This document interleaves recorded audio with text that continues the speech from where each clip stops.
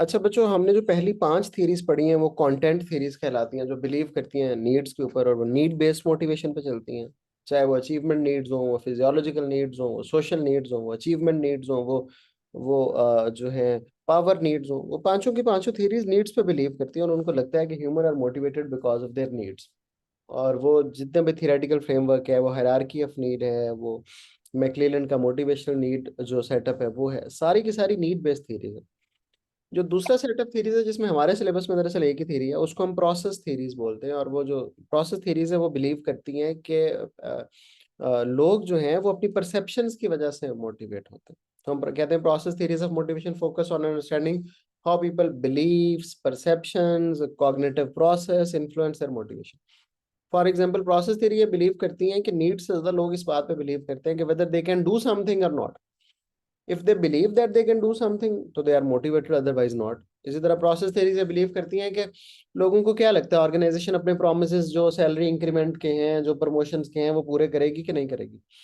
अगर the beliefs हो कि ऑर्गेनाइजेशन पूरे करेगी और organisation have the enough authority और the bosses have the enough authority to कि वो सारे पूरे करें, तो लोग मोटिवेट होंगे, वरना नहीं होंगे। ये बिलीव करती हैं कि लोगों के पास रिसोर्सेज अवेलेबल, उन्हें समझाते हैं कि क्या वो अचीवमेंट जिसके लिए वो स्ट्राइव कर रहे हैं वो अचीवमेंट कर सकते हैं कि नहीं। अगर वो रिसोर्सेज उनके पास हैं, ऑर्गेनाइजेशन ने उन्हें दे रखे हैं, तो they feel motivated, otherwise they feel demotivated. तो ये प्रोसेस थीरीज है। प्रोसेस थीरी हमारे सिलेबस में एक ही है, रूम्स एक्सपेक्टेंसी थीरी, उस पर भी हम बात करेंगे।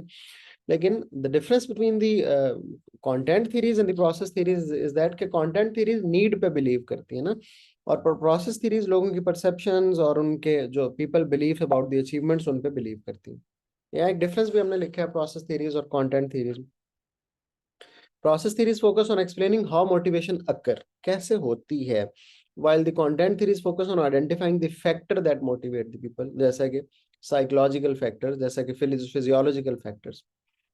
इस तरह कंटेंट थीरीज का स्कोप जरा ब्रॉडर है, वो यूनिवर्सल नीड्स और डिजायर्स को आइडेंटिफाई करती हैं, जबकि जो प्रोसेस थीरीज हैं वो बहुत नैरो फोकस है उनका, और वो इस बात पे है कि स्पेसिफिक कॉन्टेक्स्ट में या सिचुएशन में लोग कैसे मोटिवेट हो सकते हैं। इसी तरह कंटेंट थीरीज ये एक्सप्लेन करती हैं कि लोगों के बिहेवियर्स को ड्राइव क्या करता है, और हमने बार बार पढ़ा the driver of the motivation is human need. जबकि प्रोसेस थीरीज बिहेवियर्स को और उस बिहेवियर्स के मुताबिक मोटिवेशन को आइडेंटिफाई करती हैं।